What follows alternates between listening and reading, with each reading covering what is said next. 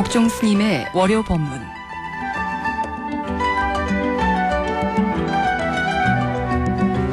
이 시간에는 해운대 대광명사 주지 목종 스님께서 직지에 대해 말씀해 주십니다.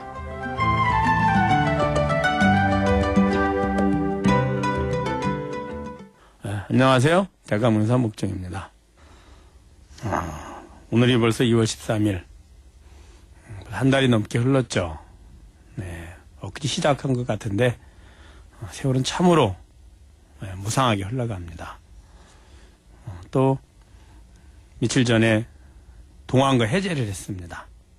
우리 불자님들 지난 동안거 때 많이 부처님의 가르침 배우고 실천하셨나요?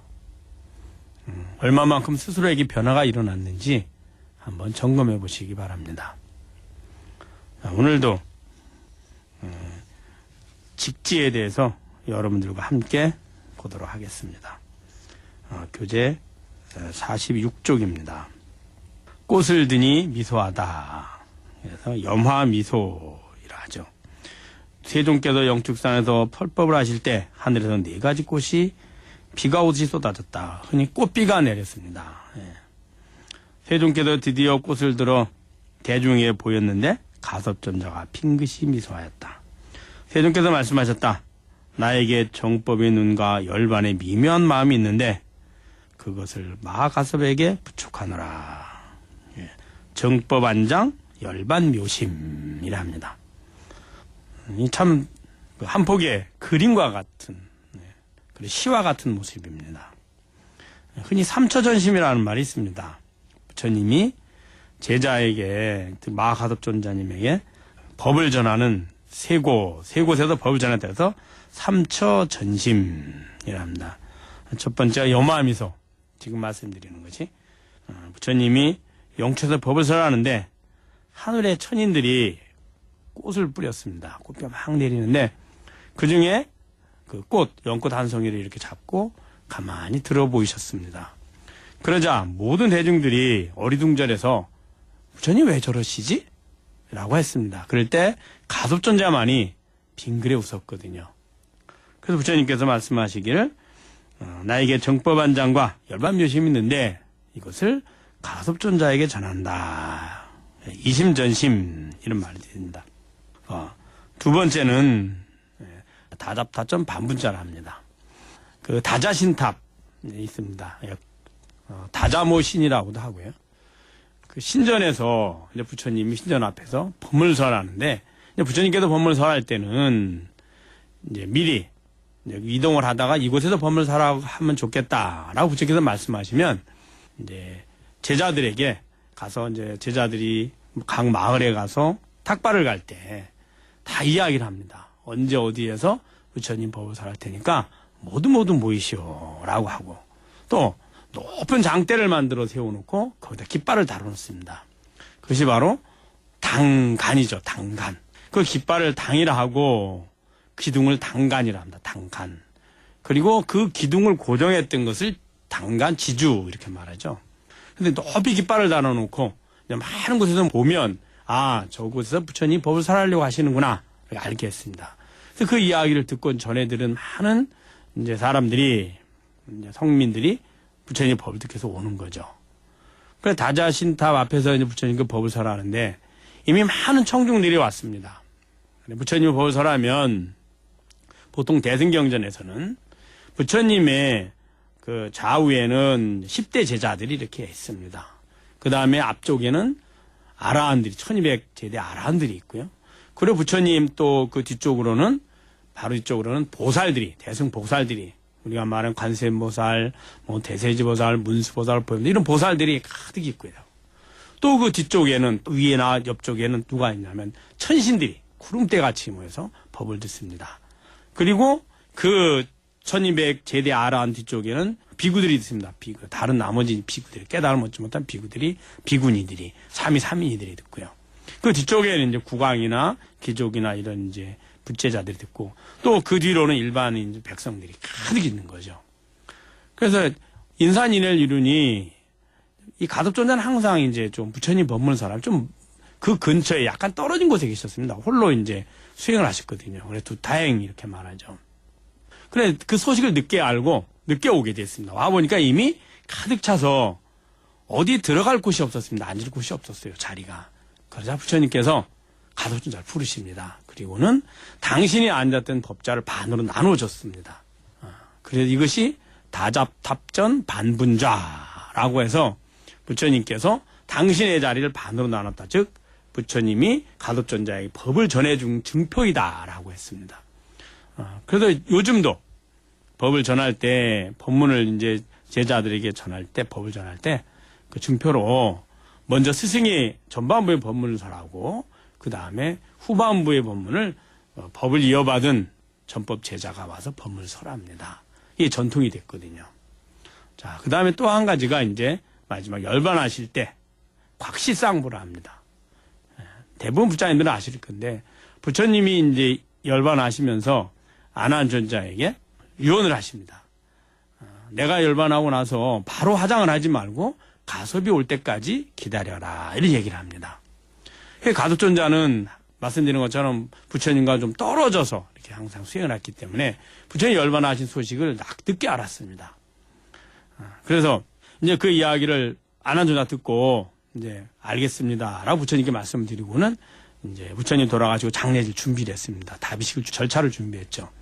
그런데 3일이 지나도 오시질 않았습니다. 그러자 그곳에 있던 많은 제자들과 10대 제자 또 1200 제대 아래한 그 다음에 수많은 국왕이나 귀족들이나 불자들이 아니 인도는 날도 덥잖아요. 부처님의 법체가 손상할 수도 있다. 그러니까 빨리 화장을 해야 된다라고 많이 이제 이렇게 권하게 됩니다. 그러자 아난존자가 아니다.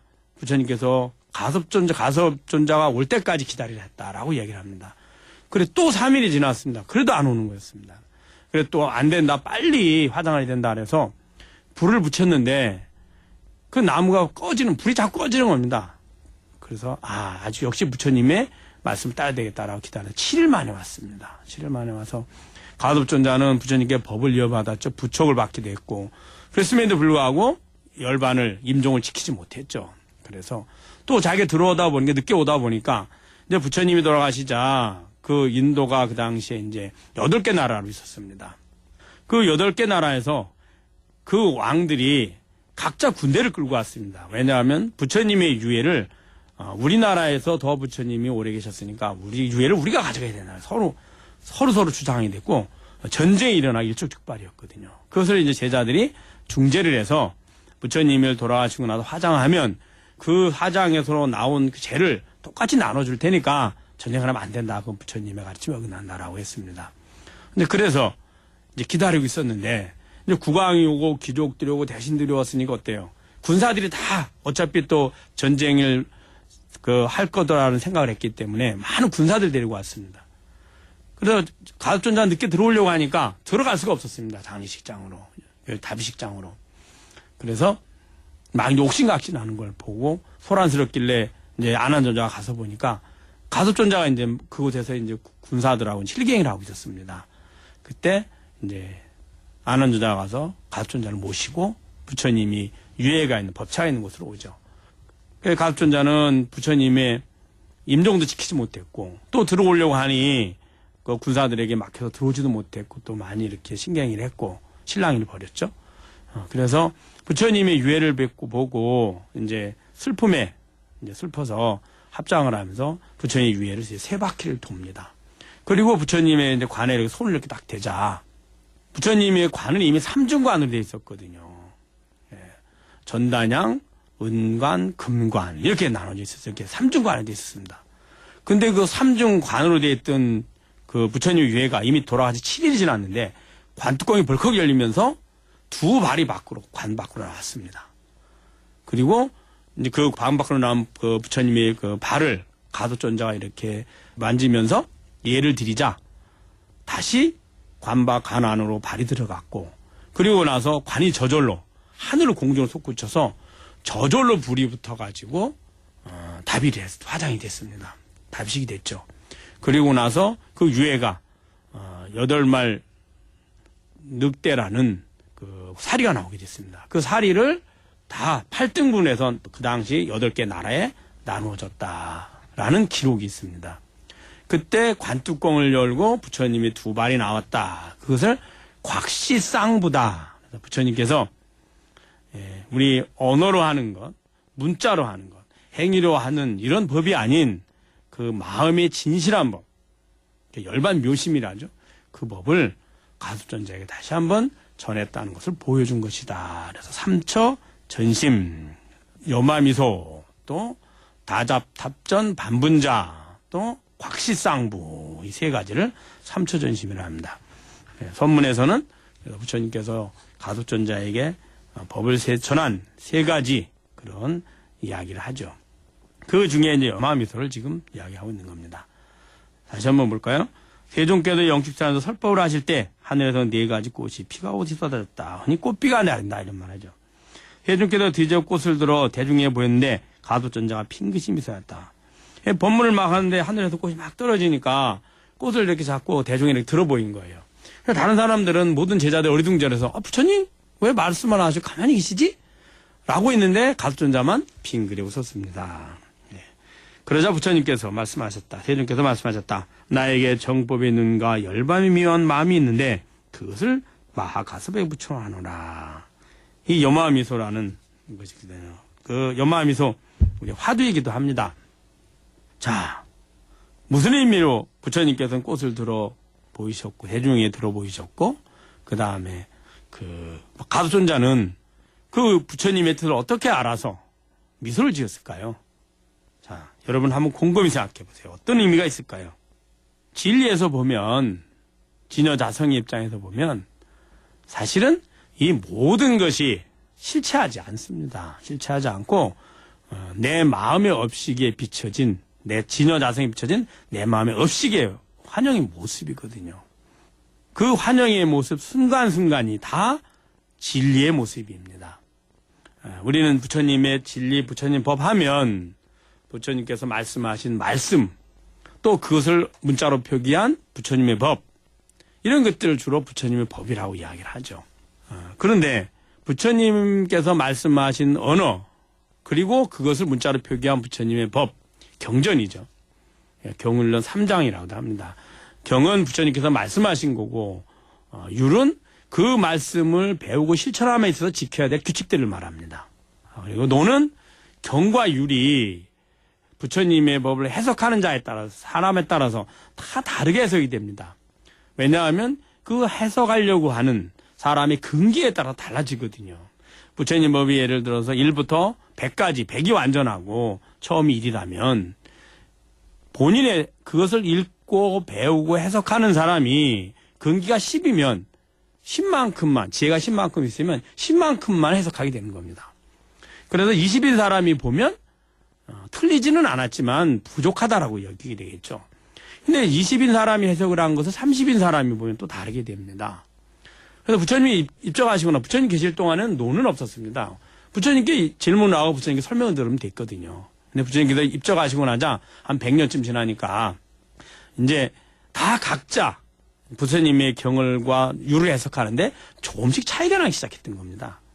그래서 그 당시에 선지식들이, 지혜가 아주 출중한 선지식들이 부처님의 경과 율을 해석을 해놓습니다. 그게 논입니다. 논장이라 하죠. 부처님이 이런 의미로 말씀하셨다. 더 재미있는 건 부처님의 경과 율보다 논장이 훨씬 어렵습니다. 그 왜 그럴까요? 부처님의 경은 예를 들어 반야신경을 볼 때 제가 1만큼밖에 없다면 그냥 제 나름대로 해석을 하거든요. 그래서 아주 쉽게 보입니다. 제가 아는 만큼 해석을 하니까요. 그런데 그 당시 선지식이 써놓은 예를 들어 90인 사람이, 제가 90인 사람이 반야신경을 해석을 해놓으면 어렵죠, 우리는. 왜? 지혜가 나는 1밖에 없기 때문에 이해도 안 가고 잘 알아듣기도 어렵습니다. 그래서 논은 경과 율을 해석해놨는데 논장이 더 어렵습니다. 그래서 논을 또 다시 해석을 합니다. 해석을 해놓죠. 그게 소입니다, 소. 그래서 금강삼매경논 소 이렇게 했죠. 소를 대승기실론 소 이렇게 하는 겁니다. 대승기실론은 대승에 대해서 부처님의 그 경전을 마명보살이 논을장을 해설해 놓은 겁니다. 그 대승에 대해서. 그것이 어려우니까 다시 그것을 논을 다시 해석하는 게 소거든요. 그래 원효 스님께서 저술하신 대승기실론소 아주 유명하죠. 근데 소도 또 어렵습니다. 그럼 또 소를 또 해석을 합니다. 그걸 초라 합니다. 그래서 논소초 이것이 다 논장으로 들어갑니다. 이렇게 이제 이것들이 경전인데 사실은 이 모든 것은 어디로부터 출발할까요? 부처님 마음으로부터 출발합니다. 우리가 말하는 언어는 다 내 마음에 있는 것을 이 소리를 통해서 표현하고요. 그 소리를 다시 문자를 통해서 기재한 거죠. 기록한 거죠. 이게 부처님의 법이고 부처님의 경전이죠. 3장이다. 결국에는 부처님의 마음을 표현합니다. 근데 마음은 어떨까요? 그 마음의 근원인 부처님의 마음은 부처님이 가지고 계신 진여자성이 있고 그 진여자성에 부처님의 인연 있습니다.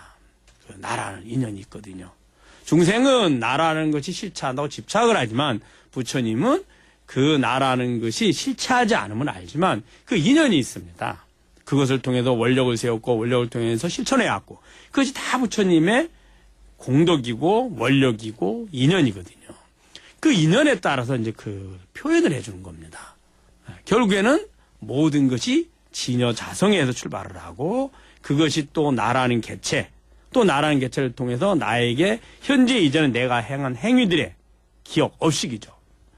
그 업식을 통해서 인연 따라서 순간순간이 진여자성의 모습을 드러내주는 겁니다. 그게 바로 부처님의 진리고 법이거든요. 그 내용을 알면 그것이 꼭 언어로만 표현해야 할까요? 언어로 표현하나 행위로 표현하나 어떤 것을 표현해도 결국엔 똑같이 부처님이 진리를 전하게 됩니다. 그래서 부처님께서 연꽃을 들은 것, 그 자체도 언어로 하든 문자로 하든 그 행위 자체도 똑같이 다 진리를 표현하는 모습이었거든요. 자, 시간이 좀 돼서 마치도록 하겠습니다. 감사합니다.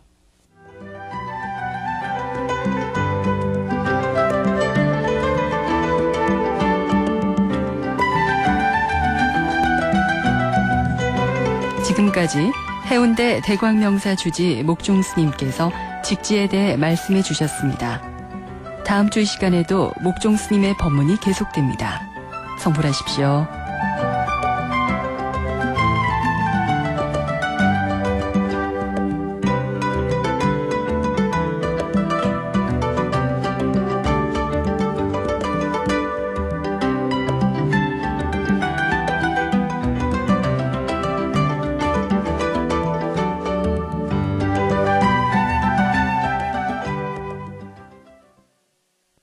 BBS 불교 방송입니다.